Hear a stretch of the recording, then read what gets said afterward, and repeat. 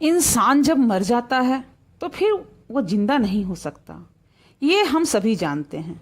लेकिन अगर वो इंसान मरने के कई साल बाद फिर से जिंदा हो जाए तो, और वो अगर आपके सामने आ जाए तब क्या होगा? ऐसा ही कुछ रमेश के साथ हुआ था। इस हादसे के बाद रमेश की स्थिति तो मानो विक्षिप्तों वाली हो गई थी। यह करीब 50 वर्ष पूर्व की कहानी है। रमिया नाम की एक विधवा महिला थी जिसके कोई भी बच्चा नहीं था, और इसलिए वह अपना पेट पालने के लिए जंगल से लकड़ियां लाती और उसे ही गांव में जाकर बेचा करती और उससे ही अपना भरण पोषण कर रही थी। एक दिन क्या हुआ कि जब वह जंगल से लकड़ियां ला रही थी तो उसने देखा कि एक 2 साल का बच्चा कहीं से अपना रास्ता भटक गया है और लगातार रोए जा रहा है। उसने उस बच्चे से उसका नाम पूछा, लेकिन वह बच्चा बोलने में असमर्थ था। तब वह गांव गई और वहां लोगों को उस बच्चे को दिखाया, परंतु कोई भी उस बच्चे को पहचान नहीं सका। उस महिला ने अब उस बच्चे को पालने का निश्चय किया। वो उस बच्चे से बहुत ही ज़्यादा प्यार करती थी। उसे हमेशा अच्छा अच्छा खाना खिलाना, नहलाना धुलाना और उसका बहुत ही ध्यान रखा करती थी। लेकिन गरीबी भी उन्हें काफ़ी कष्ट दे रही थी। वह एक बार बहुत ही बीमार पड़ गई, लेकिन उसे अपने बच्चे का ध्यान हो आया। उसे अपने बेटे रमेश की बहुत ही चिंता हो गई कि वह उसके बिना कैसे रहेगा। एक दिन उसकी माँ ने उससे कहा, मेरे बेटे मुझे दवा चाहिए। तब रमेश रोता हुआ घर से निकल गया, क्योंकि उसके पास अपनी बूढ़ी माँ के लिए दवा लाने के लिए पैसे नहीं थे। वह घर के बाहर खड़ा रोता रहा। वो बहुत परेशान था। थोड़ी देर के बाद ही वो निराश घर की तरफ वापस लौटने लगा, ताकि अपनी माँ को बता सके कि उसके पास दवा लाने के लिए पैसे नहीं हैं। और जब वह घर में आया तो उसने पाया कि उसकी माँ का मुंह आंसुओं से तर है और वह मर चुकी है। अब उसे अपनी माँ को मरा हुआ देखा तो वह एक दर्दनाक आवाज में चिल्लाया और एक फीकी आवाज में रोने लगा। वह अपनी माँ से लिपट कर रो रहा था, क्योंकि दुनिया में उसकी माँ के सिवा और उसके पास कोई था ही नहीं।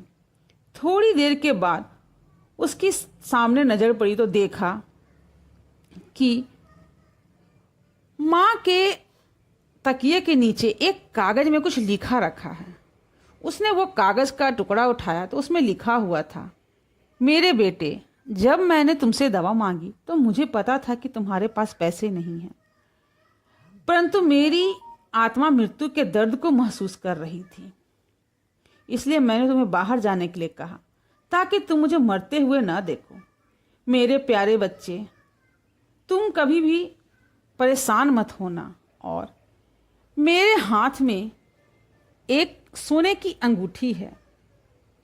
उस अंगूठी को मेरे मरने के बाद मेरी उंगली से निकाल लेना और उसे बेचकर अपनी आजीविका प्रारंभ करना। उससे जो थोड़े बहुत पैसे तुझे मिलेंगे तो उससे अपना जीवन संवार लेना। रमेश को अब कुछ समझ में नहीं आ रहा था। वह पास के ही जंगल में अपनी उस बूढ़ी माँ को दफना दिया। लेकिन माँ के कहे अनुसार जब वो अंगूठी निकाल रहा था तो वह अंगूठी उस बूढ़ी माँ के उंगली से निकल ही नहीं रही थी। तो उस बेटे को कुछ समझ में नहीं आया, तो उसने वो उंगली ही काट ली और अंगूठी अपने पास रख लिया और माँ को पास के जंगल में ही जाकर दफना दिया। उंगली काटने की वजह से खून की कुछ बूंदें झोपड़ी के आसपास बिखर गई थीं। बेटे ने उस अंगूठी को बेचकर जो धन आया उससे अपना कुछ काम धंधा शुरू किया और धीरे धीरे मेहनत के बल पे उसने उससे कुछ पैसे इकट्ठे किए और कुछ समय के बाद उसने अपनी शादी कर ली। जब उसकी पत्नी उसके साथ रहने लगी तो उसे पत्नी को हमेशा यह महसूस होता रहता था कि उस घर में उसके अलावा भी कोई है जो हमेशा चलता बुलता रहता है। यह बात उसने कई बार रमेश को बताई, पर रमेश ऐसा कुछ भी मानने को इनकार करते रहा और वह बोला, जंगल के बगल में है इसलिए जानवर आता जाता रहता होगा, तुम इतना परेशान मत हुआ करो, मैं बचपन से ही यहाँ रह रहा हूँ, ऐसा कुछ भी नहीं है। कुछ ही दिनों के बाद उनके एक बच्चा भी हुआ। बच्चा जब 2 साल का हो गया तो वह इधर उधर खेलने लगता था, और धीरे धीरे जब वो 3-4 वर्ष का हो गया तो अपने माँ पिताजी से किसी बुढ़िया दादी की बात हमेशा किया करता था कि एक बुढ़िया दादी है और मैं उसके साथ खेलता हूँ। एक दिन रमेश का बेटा उस दादी को अपने घर में लेकर आ गया। रमेश ने उस बूढ़ी को देखा और खाना खाने के लिए कहा। पहले तो वह बूढ़ी औरत ना नुकुर करने लगी, पर बाद में सब लोग साथ में ही खाना खाने के लिए बैठ गए। रमेश, उसकी पत्नी, छोटा बेटा और वह बूढ़ी औरत भी। रमेश ने जब उस बूढ़ी औरत को खाना खाते हुए देखा तो उसने देखा कि उस बूढ़ी औरत की एक उंगली ही नहीं है। वह बहुत ही बेचैन उठा। उसके आश्चर्य का ठिकाना न रहा। उसने उससे पूछा, माता जी, आपके हाथ की एक उंगली कैसे कट गई? उसने इतना पूछा ही था कि उस बूढ़ी औरत के चेहरे के हाव भाव बदल गए और चेहरे का रंग सफ़ेद हो गया और धीरे धीरे गुस्से से उसका चेहरा विभत्स हो गया। वह हवा में चीखते हुए रमेश के गर्दन को दबोच कर पकड़ ली और उसने उसे घर के बाहर पटक दिया और उसके बच्चे को ऊपर हवा में उछाल दिया और रमेश के गर्दन को जोर से अपने नाखूनों से पकड़कर चिल्लाई, तूने ही तो मेरी उंगली काटी है। इतना सुनते ही रमेश ने बूढ़ी को अपनी जोर से दूर फेंक दिया, लेकिन वह बूढ़ी इतनी ताकतवर थी कि वह तुरंत उछली और उसकी पत्नी को जोर से धक्का देकर दीवार पर दे मारा। रमेश कुछ नहीं समझ पा रहा था। वह चिल्लाने लगा जोर जोर से। इसी बीच उसकी जो पत्नी बेहोश हो चुकी थी वह अचानक उठी और जोर से उसके गर्दन को पकड़कर चिल्लाई, तुमने मेरी उंगली क्यों काटी?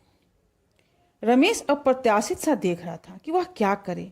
अचानक ही वह सुन रहा था कि हनुमान चालीसा पढ़ने से यह सब कुछ दूर हो जाता है। अचानक ही वह, उसे आता नहीं था, फिर भी हनुमान जी का जाप करने लगा।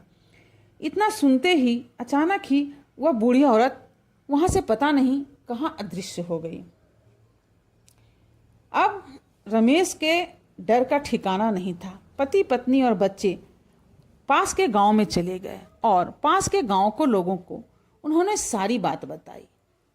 सारे लोग उनकी ये कहानी सुनी और फिर वो लोग उनके पास एक पंडित के पास गए। पंडित जी को जब सारी बात बताई तो उन्होंने कहा, हिंदू धर्म में शवों को गाड़ने की प्रथा नहीं है। हिंदू धर्म में शवों को जलाकर उनके क्रियाकर्म की व्यवस्था है।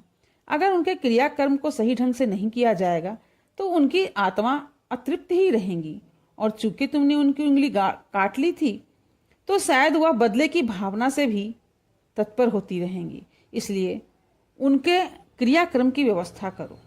अंत में सभी लोग उस जहाँ पर बूढ़ी माँ की आत्मा को गाड़ा गया था वहाँ गए और उस जगह पर हड्डियाँ भी नहीं शेष बची थीं। उसी स्थान पर उस जो छोटी बूटी हड्डियाँ बची थी उसको निकालकर उसका दाह संस्कार किया और उसके क्रियाकर्म की व्यवस्था की। इस प्रकार पंडित जी के बताए अनुसार काम करने के बाद फिर से कभी भी रमेश को उस आत्मा ने परेशान नहीं किया और वह बूढ़ी माँ फिर कभी भी रमेश या उसके परिवार को दिखाई नहीं पड़ी। तो आपको मेरी ये कहानी कैसी लगी? कृपया मेरे चैनल को लाइक, शेयर और सब्सक्राइब करें और कमेंट करके बताएं कि हमारे हिंदू धर्म में मृत्यु के पश्चात कर्मकांड इतना आवश्यक क्यों होता है।